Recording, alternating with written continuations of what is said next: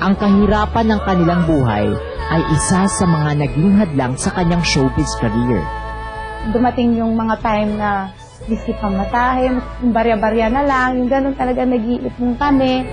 Para lang yung may pamasahe sila, Saturday may audition, yung ganun.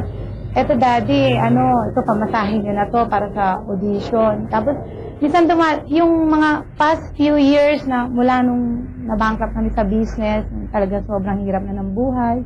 Dumating yung time na talagang kahit 25, talagang iipunin namin yon. Talagang minsan, siguro nakakahiya na pagsabihin ng tao corny or ba yan, yung ganon, sinasabi na lahat. Pero siguro hindi ko na dapat kahiya.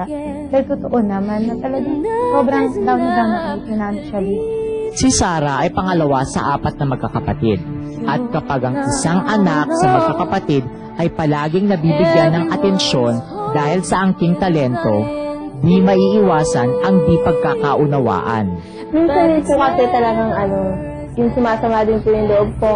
Kasi yun nga po narinig na po ako sa kakasalitaan nila na po na lang yung Sarah, lagi na lang yan. Pero hindi po ako makapagsalita kasi totoo naman po eh. Kaya minsan nakakapag nagkukulong na lang ako sa banyo, tapos nag-isip-isip yung gano'n. Kasi ako naman po minsan, mali ko rin po kasi hindi ko po napagbubutihan. Minsan nagsasakripisyo namin yung ibang mga anak ko kasi hindi naman po pwedeng bibilin mo lahat sila sabay-sabay, di ba? Dahil 4 sila or let's say sabihin na natin noon 3 lang sila. Pero kasi sa hirap ng buhay, hindi mo po pwedeng bibili mo siya ng gamit na ganito. Kailangan ibili mo sila lahat. Kung gusto mo, ibili mo sila pero hindi mo makaya dahil hindi pwedeng sabay-sabay nga.